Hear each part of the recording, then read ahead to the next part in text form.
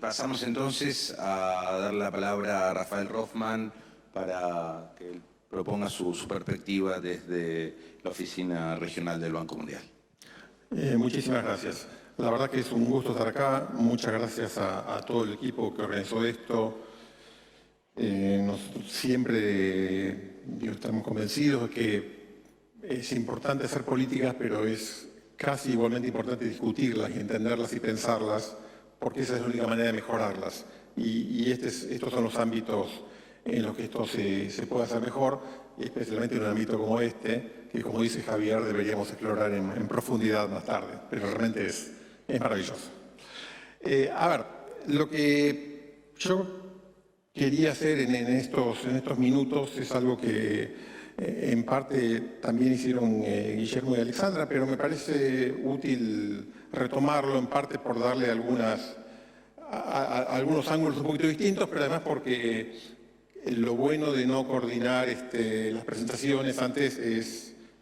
Lo malo es que podemos estar repitiendo algunas cosas, lo bueno es que en el fondo estamos básicamente de acuerdo en casi todos, y lo cual muestra que hay algunos acuerdos básicos que parecen importantes. Mi intención es tratar de focalizar lo más posible en el tema de qué quiere decir esto de condicionar. Argentina y la mayoría de los países de América Latina y cada vez más del mundo tiene programas de transferencias y eso es algo que está básicamente acordado por la mayor parte de la sociedad como algo legítimo y bueno. Siempre algún trasnochado que tiene alguna idea extraña sobre qué hacer con esto o qué no hacer, pero en general son políticas que ya han logrado niveles de consenso muy importantes y que no son discutidas. Pero el tema de la condicionalidad me parece que es interesante de profundizar porque me parece que el origen de la transferencia condicionada es fundamentalmente lo que nos contaban más temprano sobre México y Brasil. En México especialmente y luego en Brasil se lanzaron estos programas condicionados que fueron muy exitosos en su modelo y eso derivó en una especie de modelo estándar que debía ser aplicado en otros lados sin que necesariamente se haga el análisis en profundidad necesario para ver si eso o no es razonable. Y cuando uno piensa por qué condicionar, esta es una discusión que ya tenemos desde hace una década fácil, parece que hay tres razones posibles. La primera, que es la más habitual y es el origen, es tratar de aumentar demanda sobre determinados servicios, en general vinculado a acumulación de capital humano. Lo vuelvo en un momento a esto, pero es decir, yo quiero que la gente demande más de algo. Típicamente demande más salud y educación y que eso genere más acumulación de capital humano en la sociedad. Una segunda lógica del condicionamiento y que se ha aplicado en algunos casos tiene que ver con utilizarlo como una herramienta de autofocalización. Quiero focalizar un programa, no tengo buenas herramientas para focalizarlo, le pongo una condición que funcione en la práctica como un mecanismo de focalización y de restricción de acceso. Y un tercer elemento que es muy importante y que en algunos casos ha sido muy explícito y que se mencionó acá en la charla antes, es el tema de legitimización social. Cómo hacer para que, gracias a que algo tiene condiciones, entonces es más legítimo y es políticamente más aceptable en la sociedad. Y déjeme dedicarle unos minutos a recorrer en particular cada uno de estos tres puntos. El tema del aumento de demanda es obviamente el más interesante porque es donde hay un espacio de política muy concreta. Lo que está detrás de esto es, en principio, una presunción de que el mercado, las decisiones individuales fallan, que hay algo que no funciona si no se interviene. Básicamente, ¿qué es lo que falla? De vuelta, no en todos los casos, pero típicamente, lo que falla es que las familias, por alguna razón, no estarían demandando servicios vinculados a la acumulación de capital humano en la medida que nosotros, el Estado, los hacedores de política, creemos que es necesaria. Es materia de discusión si tenemos razón o no tenemos razón, y es obviamente discutible, pero en principio creemos que la sociedad o algún grupo de la sociedad no está demandando suficiente educación, suficiente salud y queremos hacer algo al respecto. Y entonces lo que tratamos de hacer es cambiarles esas reglas. ¿Por qué no lo hacen?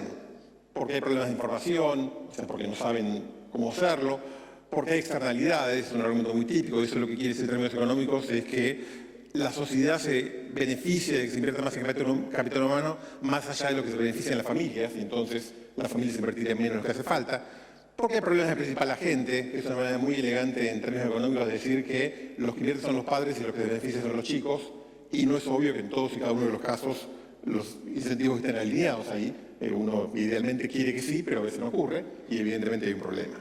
Pero son algunos de las posibles causas por las que esto ocurre. Ahora, además de eso, hay algo que es central. Presume que la gente está consumiendo menos estos servicios, está demandando menos estos servicios, pero que el problema es de demanda. Es decir, los chicos van poco a la escuela, no es porque hay pocas escuelas.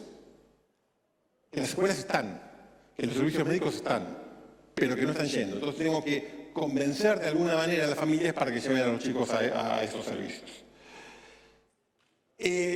Lo más típico, en la mayoría de los casos, los programas que trabajan sobre esto trabajan sobre salud y educación, y donde se ha visto con más profundidad y donde se ha visto impacto con más profundidad, tiene que ver educación. Ya Alexandra mostraba algunos casos, así que no voy a volver a enumerarlos, pero hay muchos estudios y hay algunos metaestudios que recolectan estudios puntuales que se han hecho en distintos países, mostrando que en muchos casos esto funcionó, que se lanzaron estos programas, pusieron recursos para darle a las familias con la condición de que los chicos asistan a la escuela, y con metodologías bastante rigurosas, con sistemas de control bastante buenos, se advierte que un tiempo después aumenta la asistencia de estos niños a la escuela, que efectivamente la política es exitosa. Había un objetivo, hubo un instrumento, el resultado que se estaba buscando. Excelente. Dos puntos muy importantes para marcar, para vincular que esto funcionó, es punto 1, había valores iniciales bajos, quiero decir, había problemas serios de demanda. No estaban con niveles de asistencia escolar del 98%, en cuyo caso es difícil que funcione porque ya está. Y en la misma lógica, no había problemas serios de oferta. Había en algunos lugares algunos problemas de oferta que trababan y que se fueron solucionando o se están solucionando, pero en general no había un problema que no hubiese escuelas y no hubiese servicios médicos, sino que lo que no había era concurrencia adecuada. La segunda justificación es más sencilla y tiene que ver con lo que decía antes. Hay restricciones presupuestarias y en ese contexto alguien dice, bueno, usemos condiciones para limitar participación. El ejemplo más claro de eso, y que todos conocemos en la Argentina, es la historia del Plan Jefe. El Plan Jefe puso una condición, jefes y jefas de hogar, puso una condición que era una actividad laboral, algún tipo de contraprestación en términos laboral, que en la gran mayoría de los casos no existía simplemente porque no había del lado del Estado capacidad de demandar ese trabajo. Pero al poner eso impedía que cualquiera vaya a pedir el beneficio, porque tenías que estar en condiciones de dedicar las horas que en teoría tenés que dedicar para el programa. Entonces fue un mecanismo fundamentalmente de restricción de la demanda y entonces de autofocalización. Básicamente esa es la idea. Y el tercer caso que creo que es muy interesante reconocer, y esta es una discusión que he tenido con Juan Pablo Labat más de una vez y seguramente volverá en su presentación más tarde, el tema de la legitimación. Un problema muy serio de este tipo de programas es que muchas veces son percibidos como asistencialismo, como un regalo, cosas que decían antes, como los mitos que mencionaban antes, ¿no? Que le damos la plata y se la van a gastar en cualquier cosa. Toda una serie de mitología que es muy difícil de contener. Y un buen mecanismo para contener eso es decir, no, pero esperen, porque esto no es gratis. A quienes les doy esto tienen que hacer un esfuerzo. Y no me importa demasiado si ese esfuerzo es un esfuerzo que tiene un valor adicional o no, sino que me importa el simbolismo social, el simbolismo político de decir se lo ganaron porque están esforzando. Hay una frase del presidente de Uruguay, de Tabaré Vázquez, cuando se lanzó el programa PANES hace ya casi 15 años, que fue el primer programa grande de protección social de este tipo en el Uruguay, apenas había asumido el gobierno, que es muy clara porque ejemplifica exactamente esto y fue una discusión que no funciona. ¿Se murió? Help.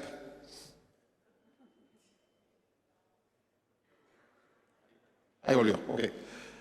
Básicamente, él dijo que PANES no tiene que ver con la dependencia de la asistencia social, dado que los beneficiarios deberán participar en trabajos comunitarios, enviar a sus hijos a la escuela y llevarlos a controles de salud periódicos.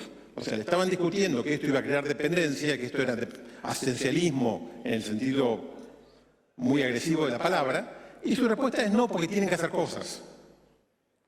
Ahora, no porque esas cosas sean necesariamente buenas, porque era un mecanismo de defender el programa que él consideraba que era bueno, pero en realidad no por esto, sino por el hecho de que daba ingresos básicos a hogares que estaban en ese momento en condiciones económicas muy malas.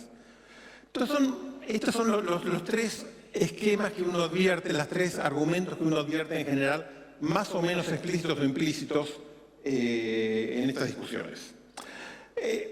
Y lo interesante es tratar de entender cómo funcionan las condicionalidades en la práctica y qué impacto tienen.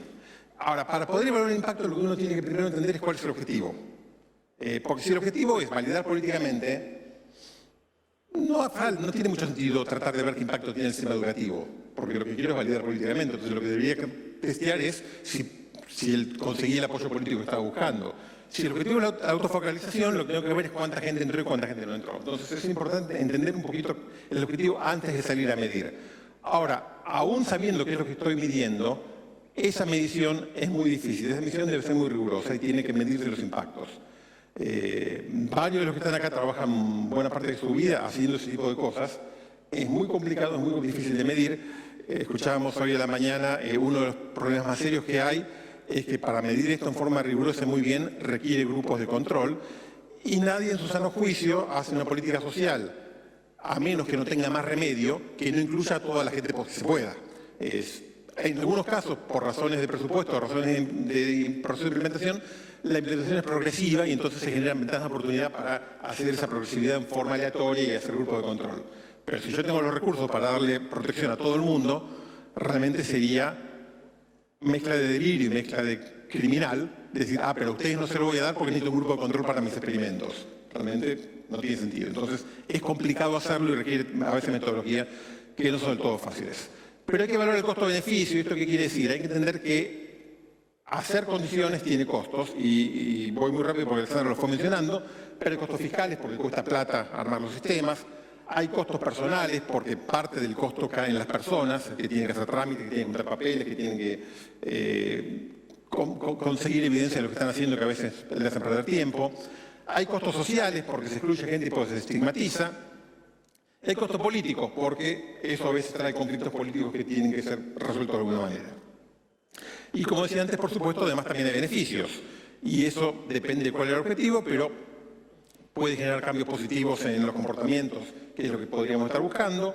Puede generar espacio fiscal para focalizar y concentrar el esfuerzo en los grupos más necesitados. Son decisiones que hay que tomar. Y el punto es que hay que evaluar todo esto, y hay que evaluarlo lo más rigurosamente posible, sabiendo que nunca se puede evaluar a la perfección, que siempre hay un margen de error importante en la manera como se evalúa, por lo que decía antes, porque los datos nunca son perfectos y que entonces es una tarea complicada. Un ejemplo de esto es un trabajo que hizo Mariana Marchoni, que la vimos temprano por ahí, pero no sé dónde está, y que lo publicó ANSES. ¿Qué pasó con la UH en la Argentina en términos de educación? Básicamente, este es el primer enfoque, pero hicieron después una serie de análisis más micro, pero el primer enfoque es muy claro. El nivel de asistencia escolar que hay en la Argentina por grupo etario, y lo que ahí están viendo a simple vista es que la UH casi no tuvo impacto en los chicos más jóvenes, cosa que es razonable porque ya estaban casi todos en la escuela. Hay algún impacto y en la econometría encontraron algún impacto, pero menor, pero parecería haber un impacto más importante entre los chicos entre 15 y 17 años. Y eso parecería que por la UH hubo efectivamente más retención escolar de la que estaba viendo antes, y eso obviamente sería muy bueno. Por supuesto hay algunos problemas que no son culpa de quienes hicieron el estudio, sino que son culpa de la realidad. Por ejemplo, que no tenemos buenos datos en realidad de quién percibe y quién no percibe la UH. Ellos tuvieron que hacer un supuesto en base a la encuesta permanente de hogares para tratar de estimarlo, y es un supuesto muy razonable, pero sigue siendo un supuesto. Y algo más importante todavía, que no tiene mucha solución: no podemos discriminar en términos metodológicos si el efecto es de la condición o el efecto es simplemente de la transferencia, que el hecho de que los hogares tengan más plata les permitió que los chicos vayan a la escuela y que con o sin condición irían a la escuela igual. Pero en todo caso, son este tipo de esfuerzos que hay que hacer e ir mejorando la información para esto. Y hacer esto en forma rigurosa es muy importante, primero porque es la única manera de entender qué pasa y la única manera de mejorar la política, pero además porque es lo que le da a la sociedad una señal de que quienes están trabajando en esto están trabajando en serio y están tratando de ver cómo hacer para resolver problemas. Porque también es posible hacer otra cosa que se ha hecho en la Argentina, y me parece importante acordarse y no olvidarse de este tipo de cosas. Ustedes saben, la UH se lanzó en el año 2009.